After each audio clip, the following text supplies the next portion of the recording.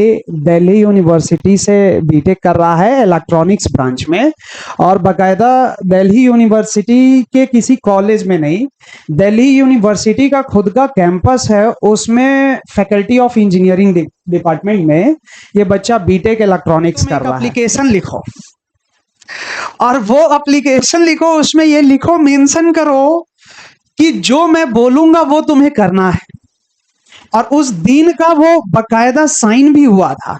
ये बात सही है या झूठ है, पहले मैं पूछना चाहूंगा उस समय का मोमेंट क्या हुआ था और वो बात सही है या झूठ है। सर, ऐसा क्या किया जाए कि हम लोगों का कुछ अच्छा हो जाए, जेई निकल जाए, बेहतर कर ले, ऐसा क्या करना होगा? तो उसमें मैं एक बात हमेशा बताता हूं बच्चे को कि मैं उस बच्चे को बोला था बिलो 4 लाख के में वो 90% मिलेगा और बिलो 8 लाख में वो मिलेगा 50% हो गया। कोई भी एग्जाम हो दे के वो अच्छे इंस्टीट्यूट में जाएंगे तो वो थोड़ा अच्छा होगा। आउट ऑफ झारखंड ट्राई करे। नमस्कार, मैं नित्यानंद कुमार स्वागत करता हूं हमारे इस प्लेटफॉर्म में। ये बस एक छोटा सा वीडियो है जिसमें हम लोग संक्षेप में कुछ एक्सपीरियंस बात करेंगे हमारे स्टूडेंट का, और मैं ज्यादा बोलूं उससे बेटर है कि एक छोटा सा इंट्रोडक्शन हमारे स्टूडेंट जो कई साल पहले 2022 सेशन कौन सा था जहां आप पढ़ रहे थे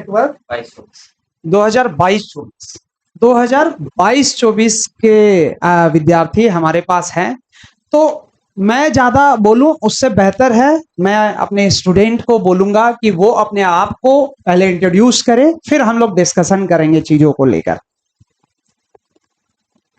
माई सेल्फ संजय उरांव, मैं 2022-24 का बैच हूँ ओमी जे बाबा कोचिंग सेंटर।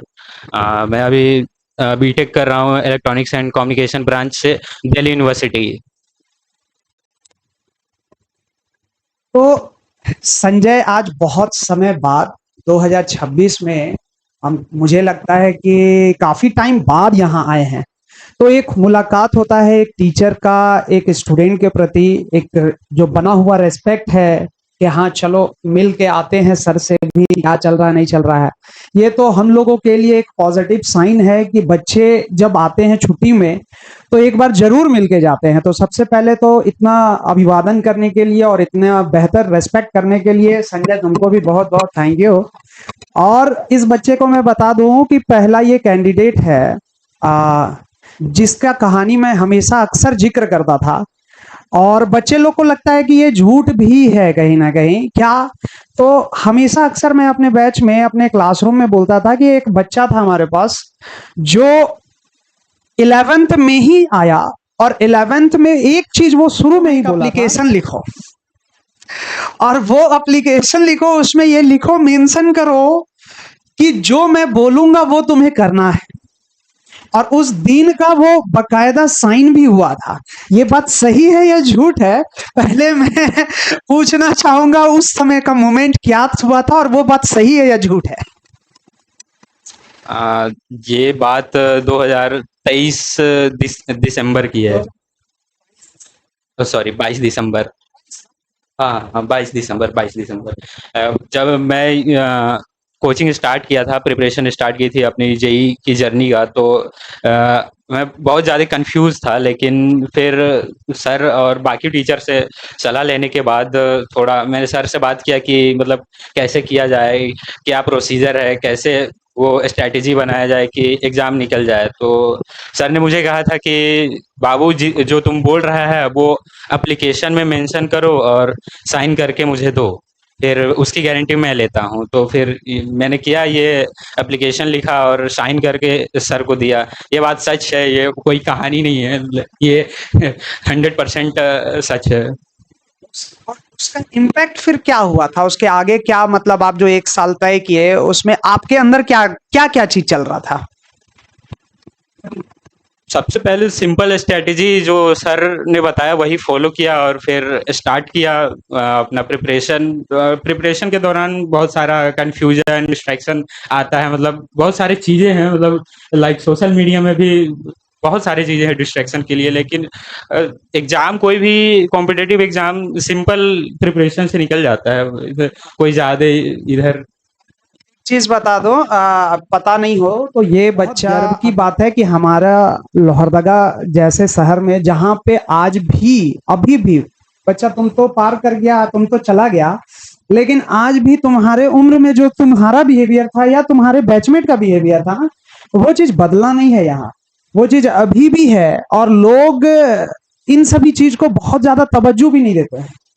हमको ये जानना है कि इस बात को लेके कि आज तुम जो जीवन देख रहा है, तुम थोड़ा देर के लिए, कुछ देर के लिए सोचो कि तुम लोहरदगा में होता अगर अभी भी, और या रांची बहुत होता तो रांची में जाता और कोई ग्रेजुएशन ऑनर्स पेपर लेके अपना पढ़ाई करता, तुम उस चीज को अपने मित्र से कंपेयर करके, दोस्त से कंपेयर करके कितना ऊंचाई, मतलब कितना लगता है कि नहीं तुम बहुत स्टेप आगे बढ़ा है कि नहीं बढ़ा है, कि तुम वही है, वो लोग दोनों मिक्स ही है। मतलब थोड़ा बताओ ताकि बच्चा कंपेयर कर पाए आज से ही कि वो लाइफ कैसा है, वहां पे जब जाएंगे तो क्या क्या चीज हमको मिल सकता है, अपॉर्चुनिटी मिल सकता है। जब मैं यहाँ लोहरदगा में था तो जैसा लोहरदगा का वो जो ट्रेंड चला है, माहौल है, वो वही था, मतलब उसके अकॉर्डिंग तो अभी जो मैं अभी यहाँ से गया दिल्ली तो बहुत अलग है। मतलब लोहरदगा और रांची उतना भी ज़्यादा बड़ा चेंज नहीं है, रांची और लोहरदगा के बीच में दोनों इक्वल ही है, बस थोड़ा मोड़ा माइनर डिफरेंस होगा। लेकिन जब आउट ऑफ झारखंड मतलब लोहरदगा से दिल्ली ड्रास्टिक चेंज हुआ है, मतलब अपॉर्चुनिटी बहुत ज़्यादा है। मतलब मैं इंजीनियरिंग कर रहा हूँ, इसका मतलब ये नहीं कि मैं सिर्फ वही करूँगा, पढ़ाई के अलावा भी बहुत कुछ है, बहुत स्कोप है, बहुत सारे मतलब वो प्रोग्राम या हैकेथॉन या बहुत सारी चीज़ें ऑर्गेनाइज होता है, जिससे नेटवर्क बनता है, कनेक्शंस लाइक कि और बहुत सारे इंटरेक्ट मतलब करने को बहुत अलग अलग लोग मिलता है, उससे कनेक्शन बनता है कि और भी चीज़ों को एक्सप्लोर करने के लिए मिलता है, जो कि यहाँ रांची में भी नहीं है। वो चीज़ मतलब बहुत बड़ा गैप आ जाता है, जो एकेडमिक गैप वर्सेस वो अपॉर्चुनिटी गैप, दोनों बहुत बड़ा है।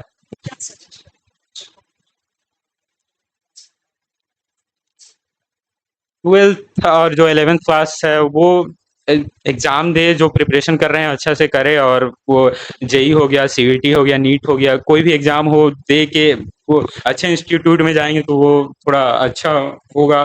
आउट ऑफ झारखंड ट्राई करे। झारखंड में जो एकेडमिक गैप है जो बाकी स्टेट से, वो बहुत ज़्यादा है, बहुत पिछड़ा हुआ है। मतलब एक्सपीरियंस है करा है मैंने कि वहाँ जो रांची और दिल्ली।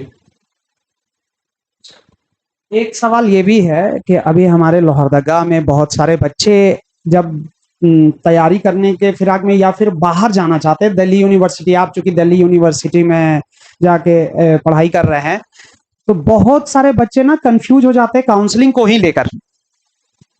काउंसलिंग कैसे करना है, क्या करना है, फीस का क्या है, नहीं है, तो क्या मतलब उसको लेकर अगर मान लीजिए कोई बच्चा दिल्ली यूनिवर्सिटी में एडमिशन लेता है या फिर अगर उसको प्रॉब्लम आ रहा है, तो हम लोग तो चाहेंगे कि आप पूरा कोऑपरेट कीजिए। तो जितने भी बच्चे हैं उन, अगर मान लीजिए कोई अगर चाहते हैं आपसे बात करने के लिए तो वो कनेक्ट कर सकते हैं, उसको नंबर शेयर कर दिया जाएगा आपका, कोई दिक्कत नहीं है। ठीक है, अगर कोई भी स्टूडेंट जो दिल्ली यूनिवर्सिटी या दिल्ली यूनिवर्सिटी के आसपास, जैसे नोएडा में भी बहुत सारी यूनिवर्सिटी लाइक अमेठी, गलगोटिया वगैरह है, एलपीयू भी है, तो कोई भी हेल्प होगा तो वो करेंगे। लाइक एकेडमिक हेल्प हो या एकोमेंडेशन या कोई दिक्कत, हाँ हमेशा रेडी है हेल्प करने के लिए। निकलने के बाद डर जाते हैं, उनको एक थोड़ा होता है ना कि कोई सीनियर या अपने लोग कोई अगर साथ में रहे तो उनको कॉन्फिडेंस मिलता है इस चीज को लेके। चलिए ठीक है, तो अगर ऐसा बच्चा कोई होगा तो आपका नंबर हम डायरेक्टली शेयर कर देंगे, उनका हेल्प जरूर करना है ना। चलिए ठीक है, अब मुझे ये बताइए कि आप यहाँ ट्वेल्थ दिए, ट्वेल्थ के बाद आप वहां पे गए, जो बीटेक का पढ़ाई है वहां कौन कौन सा एक्स्ट्रा एक्टिविटी में भी पार्टिसिपेट किए, और क्या मतलब दिल का इच्छा है कि ये जो करिकुलम अभी चल रहा है आपका, है ना? तो कितना एंजॉय कर रहे हैं उसको, ये भी जानना है। कई लोग होते हैं कि डांसिंग में किसी को मजा आ जाता है, कोई घूमने में मजा आता है, कोई एक्सपोजर मतलब कि कोई कल्चर को देखने में किसी को अच्छा लगता है। तो मतलब क्या क्या बेनिफिट और मिल सकता है, और ऐसे बच्चे लोग क्या मतलब सोच सकते हैं कि अगर वो जाएंगे तो वहां इस टाइप का डाइवर्सिटी, किसी को क्रिकेट खेलने का मन कर जाता है, कोई अगर कोडिंग कर रहा है तो कोडिंग ही कर रहा है, तो इस टाइप का जो वास्ट कल्चर है या फिर जो चल रहा है प्रोजेक्ट, इन सभी के बारे में थोड़ा सा एक ब्रीफ अपना एक पर्सनल एक्सपीरियंस बताइए। हाँ, जैसे कि ये जो एक्स्ट्रा एक्टिविटी है, एक्स्ट्रा करिकुलम, जैसे कि कोई स्टूडेंट स्पोर्ट्स से आता है, वो अगर फिर अपना कॉलेज के लिए खेले और फिर यूनिवर्सिटी से डायरेक्ट नेशनल तक जा सकता है। बहुत शॉर्टकट रास्ता है। यहाँ तो डिस्ट्रिक्ट, फिर नेशनल, उसके बाद इंटरनेशनल, ऐसा होता है। वहाँ डायरेक्ट यूनिवर्सिटी लेवल से आप नेशनल जा सकते हैं यूनिवर्सिटी कोटा से। हाँ, हाँ, पूरा फैसिलिटीज़ है। स्टेडियम आपको, सबका स्टेडियम मिलेगा, अपना खुद का यूनिवर्सिटी या कॉलेज का। स मतलब उसमें कोटा फिक्स रहता हुँ, है। हुँ। हाँ, हाँ, हाँ, यूनिवर्सिटी कोटा। Directly national. हाँ, और जैसे कि जो बच्चा जो एक्स्ट्रा करिकुलम में लाइक एकेडमिक करता है, जैसे कि कोडिंग वगैरह, तो हैकेथॉन तो बहुत सारे हर महीने में 10 से ज़्यादा हैकेथॉन होते रहते हैं खुद के कैंपस में। और फिर जो दूसरे कॉलेज में पार्टिसिपेट करने हैं तो वो भी कर सकते हैं। हैकेथॉन और फेस्ट वगैरह कल्चरल फेस्ट। एक्चुअल में ना एक बार स्टेटस मैंने देखा संजय का, तो जब जैसे वो एडमिशन लिया था उस समय कोई आए थे, बड़ा कोई कोई बड़ा व्यक्ति आए हुए थे। अब संजय था बोलते हैं ना कंजर्वेटिव माइंडसेट वाला बच्चा, चुपचाप अपना आएगा, काम करेगा, जाएगा, इस टाइप का। और जब उसका स्टेटस जब मैंने देखा तो पूरा एंजॉय कर रहा था फेस्ट को, वो देख के हमको काफी मजा आया। उसका बताइए क्या था मतलब। वो फेस्ट नहीं, एक इवेंट था भारत मंडपम, जो कि सुप्रीम कोर्ट में है। उसका नाम है, बिल्डिंग का नाम भारत मंडपम हॉल, जिसमें एग्जीबिशन होता है। वो मैं फर्स्ट ईयर में था तो चल गया था वहाँ। वो जो अभी एक मिनिस्टर पीयूष गोयल, वो आए हुए थे, और बाकी मिनिस्टर्स तो। डाले थे जिसमें एक्टर या एक्ट्रेस कोई आई थी, उसका भी मैंने देखा, तो संजय काफी एंजॉय कर रहा था, अच्छा बात है। विद्युत जायसवाल थे, और उसके साथ सोनम बाजवा। वो कॉलेज में मूवी प्रमोशन के लिए वो आते रहते हैं। उनका हब वही है, स्टूडेंट्स। हाँ, हाँ, हाँ, हाँ, हाँ, हाँ, हाँ, वो डिपेंड करता है कैटेगरी कौन सा है, कौन सा फेस्ट कौन सा है। एक जो एनुअल कॉलेज फेस्ट होता है, उसमें सारे चीज़ इन्वॉल्व होता है। ये एकेडमिक जितना भी कोई सबमिट कराना हो, कोई पेपर पब्लिश करना हो, वो भी होता है फेस्ट में। और फिर कल्चरल प्रोग्राम के साथ वो गेस्ट भी होते हैं जो बॉलीवुड के होते हैं, जो भी एक्टर एक्ट्रेस। तो कल्चरल फेस्ट तो अलग होता है। चलिए बहुत बढ़िया। इसमें अब नेक्स्ट एक क्वेश्चन था मेरे मन में चल रहा था कि संजय बहुत ग्राउंड लेवल से निकला हुआ बच्चा है। मतलब बोलते हैं ना कि फाइनेंशियली बच्चे को सपोर्ट मिलना, बहुत ज्यादा सपोर्ट मिलना, ऐसा कुछ भी नहीं था संजय की लाइफ में। पर्सनली हम जानते थे उस समय कि बच्चे के मन में क्या चल रहा है फाइनेंशियली, या किस किस चैलेंज को फेस कर रहा है, इसका इच्छा अंदर से क्या कर सकता है। उन सभी स्थिति में ये अभी डेयू में 2 साल ये बिता चुका है। वहां पे रहना, वहां पे रह के पढ़ाई करना, बाकी जो इधर उधर का खर्च है, उसको समझना चाहते हैं कि एक बच्चा जो अभी 12th में है, मन में ये सोच रहा है कि हम ठीक है रैंक निकाल लिए, लेकिन बच्चा जान रहा है कि मेरा इकोनॉमिकल फाइनेंशियल कंडीशन बिल्कुल भी सही नहीं है। तो थोड़ा सा पहले अपना बात, मतलब दिल का बात बताओ कि रियल में प्रॉब्लम मतलब किस टाइप का था, और उसके बाद ये बताओ कि अभी कैसे उस चीज को इजीली हैंडल किया जा रहा है, या फिर तुम कैसे कर रहा है इस चीज को ओवरकम, क्योंकि बहुत कोई को लगता है बहुत पैसा लग रहा है ना, कैसे करेंगे, थोड़ा सा इसके बारे में।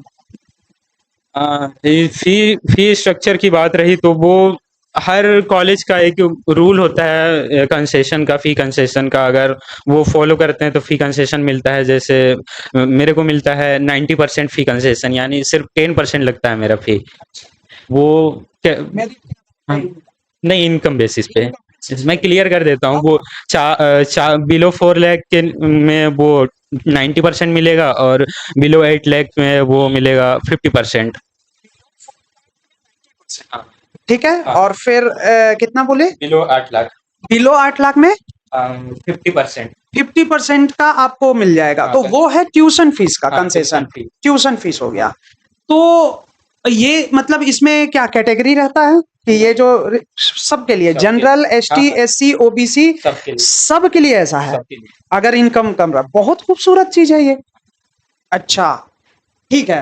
और मतलब एडमिशन जो होता है, एडमिशन अगर मान लीजिए बच्चे का हो गया, डीयू में सिलेक्शन काउंसलिंग के लिस्ट में आ गया, तो सब बच्चे को मिल जाएगा अगर 4 लाख से नीचे है तो? सब। सबको? वाह। एक चीज तो ये डाउट क्लियर हो गया। दूसरा डाउट है खाना रहना इन सभी को लेके। खाने और रहने का वो डिपेंड करता है आप किस क्वालिटी का वो अडॉप्ट करना चाहते हैं। मतलब मीडियम भी है। हमारे जो लोग हैं हम्म,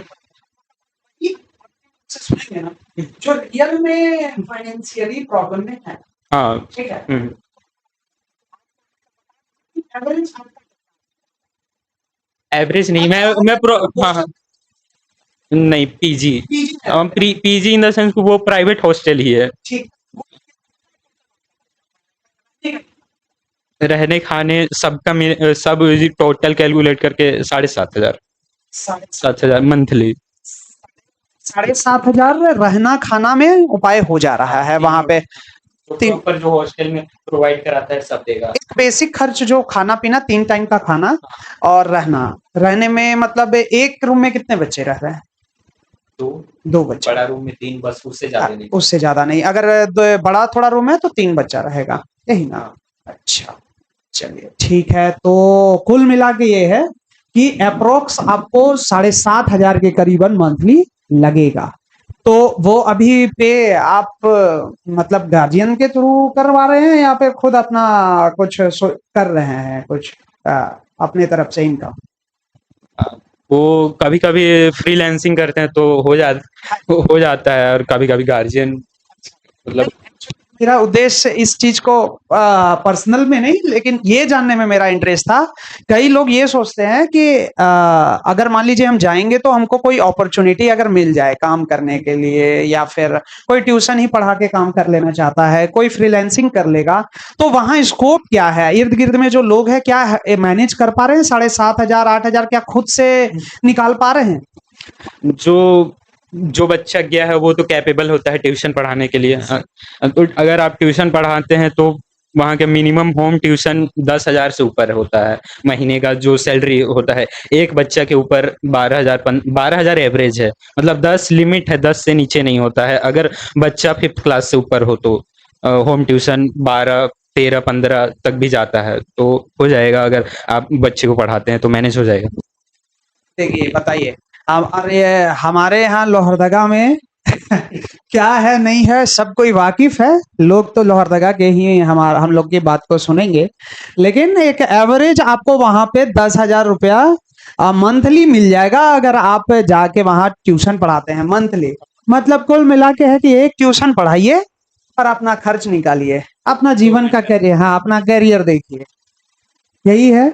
चलिए, तो देखिए संजय का एक्सपीरियंस कुछ इस तरीके से आपके आपके शहर से निकला हुआ बच्चा। जो मेरे पीजी के दोस्त थे, 2 दोस्त, वो 12,000 में पढ़ाते हैं, 12 में और एक 13 में। मैं मतलब ये कोई मतलब ऐसे ही नहीं बोल दे रहा हूँ कि डेटा उठा लिया और बोल दिया, ऐसे नहीं। मतलब एक्सपीरियंस्ड 12,000 मतलब। मिल गया सारा। चलिए ठीक है। तो मतलब बहुत इजी है अपने आप को वहां हैंडल करना। और वहां जब आप जाइएगा, कुछ समय का अगर पूंजी थोड़ा लगा तो लगा, अदरवाइज फिर मैनेज किया जा सकता है अगर कोई चाहता है तो। सही है। चलिए ठीक है। संजय से बहुत लंबा बात किए हम लोग दिल्ली यूनिवर्सिटी को लेके। अब मेरा सवाल ये है कि बच्चा यहाँ पर 2022-24 सेशन में होमी जे भाभा कोचिंग सेंटर में पढ़ा था। हम कुछ देर के लिए ये मानते हैं कि संजय को अगर होमी जे भाभा कोचिंग सेंटर कुछ समय के लिए नहीं होता उसके लाइफ में, तो क्या मतलब बदलाव हो सकता था, या फिर क्या उसको लगता है, उसका फीलिंग क्या था इस चीज को लेके, नंबर 1। नंबर 2, एक साथ बोल दे रहे हैं। नंबर 2, इस बच्चे के अंदर हम बता दे क्वालिटी ऐसा है कि बोर्ड का रिजल्ट थोड़ा सा गड़बड़ हुआ था, कम मार्क्स आया था बच्चे का। अच्छा था लेकिन कम मार्क्स आया था, जो डिजर्व करता है वो नहीं था। ये बच्चा होपलेस हो गया था उस टाइम, सही बोल रहे हैं और जनवरी वाला सेशन इसका बुरा गया था जेई का, सही है। तो हम बता रहे हैं इसका एक और चीज हम हमेशा क्लासरूम में बोलते हैं, बच्चे का नाम नहीं बोलते जनरली, ठीक है, सामने है इसलिए बोल रहे हैं। ये ऐसा बच्चा है कि खुद मोटिवेट हुआ और रात रात भर, सुबह से लेके शाम तक, पूरा रात तक ये बच्चा हमेशा लाइब्रेरी में जाके बैठ के पढ़ता था। इसका डेडिकेशन, हम जब अपने रोड में ही पढ़ता है हमारा मकान, तो जब भी बाहर रहते थे तो देखते थे ये 9:30 बजे कभी जा रहा है, कभी 10 बजे जा रहा है। तो मेरा सवाल है संजय एक चीज को लेके कि तुम्हारा, हम देखे ग्राफ कि जनवरी से लेके जो अप्रैल वाला सेशन तक में ना तुम्हारे अंदर बहुत सारा बदलाव आया और तुमको ये समझ में आया कि करना पड़ेगा, खुद नहीं करेंगे तो नहीं होगा। लाख घोर के कोई कर दे, वो कर दे, कुछ भी बोल दे, वो ज्ञान अलग चीज होता है, लेकिन जब वहां इंप्लीमेंट का बारी आता है तो सफलता खुद लेना है। तो वो जो बदलाव जो तुम्हारे अंदर आया, तुम भी तो एक इंसान है ना, और तुम जो है इस कल्चर में रहता है जहां बहुत कोई कैजुअल रहते हैं, तो उस समय तुम्हारे अंदर क्या मोमेंट चल रहा था जो तुम इतना एनर्जी लगा दिया चीज के लिए?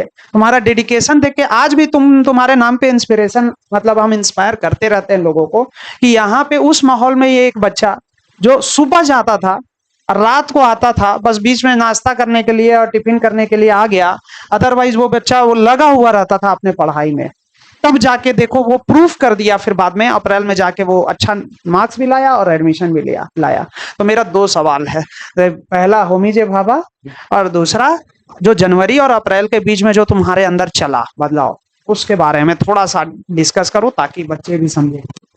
पहली बात तो जो पहला क्वेश्चन है, जो ओमी जे बाबा नहीं होता है, अज्यूम करना है कि नहीं होता है, तो मतलब पहले से 10 से था कि इंजीनियरिंग करना है, तो थोड़ा उसके लिए प्रिपरेशन स्टार्ट तो नहीं किया था, बस सोच रहा था। जब एडमिशन हुआ कॉलेज स्कूल में, स्कूल नदिया स्कूल में, तो फिर ओमी जे बाबा बाद में पता चला, लेकिन बहुत सारा वो कन्फ्यूजन था और जो सही पाथ था प्रिपरेशन का वो नहीं मिल पा रहा था ओमी जे बाबा से पहले। मतलब पता था बस, लेकिन जो डिस्ट्रैक्शन था वो बहुत ज़्यादा था, मतलब बहुत ज़्यादा पाथ था, वो फॉलो नहीं हो पा रहा था अलग अलग चीज़ों के लिए। लाइक जो ऑनलाइन था वो ऑनलाइन हो नहीं पा रहा था मेरे से। मतलब मैं थोड़ा सा, मैं बता दूं, मैं एक्सट्रोवर्ट हूँ, तो थोड़ा वो कमरे बंद वो नहीं हो पाता है थोड़ा सा, तो फिर मतलब दिक्कत था। ओमी जे बाबा नहीं था तो मतलब ऑनलाइन में दिक्कत था। और जो रही बात ऑफलाइन, तो मैं कैपेबल नहीं था, मेरा फैमिली भी कैपेबल नहीं था कि ऑनलाइन ऑफलाइन का फी दे, बहुत एक्सपेंसिव होता है ऑफलाइन फी, जो जेई का कोचिंग या नीट का, दोनों का बहुत एक्सपेंसिव होता है। तो बहुत हेल्प किया ओमी जे बाबा, क्रेडिट जाता है ओमी जे बाबा को। दूसरा सवाल ये था, मेरा जो 12th का बोर्ड का जो मार्क्स था वो गड़बड़ हो गया था, वो हो जाता है चीज़ों बिगड़ जाती है कभी कभी। तो फिर जब बोर्ड मतलब जनवरी में थोड़ा ख़राब रिजल्ट आया जेई का, और फिर बोर्ड भी ख़राब ही चल गया, मतलब एक्सपेक्टेड नहीं आया। तो फिर बोर्ड के बाद कॉलेज जो स्कूल है वो ख़त्म हो गया, तो जो पूरा फुल फोकस था वो जेई को दे दिया, और मतलब बहुत ज़्यादा टाइम मिल गया सुबह से शाम तक सिर्फ जेई के लिए। तो फिर और एक एक चीज़ मैं मेंशन करना चाहता हूँ, मतलब कि मेरे पास कोई ऑप्शन नहीं था कि मेरे पेरेंट्स तो कैपेबल नहीं थे कि बाहर अलग से जो ड्रॉप ईयर लेके अलग से कोचिंग दिला सके, बहुत एक्सपेंसिव, और ऑनलाइन मेरे से हो नहीं पा रहा था। तो फिर जो भी करना है यही 2-3 महीने में करना है लगभग, इधर जनवरी इधर, हाँ 3 से 4 महीने में यही करना है, तो फिर फुल पोटेंशियल लगा दिया लाइब्रेरी। ठीक है, तो अब सार को यहीं पे हम लोग खत्म करते हैं और उम्मीद करते हैं कि संजय ऐसे ही जब भी मौका मिले तो हम लोग से मिले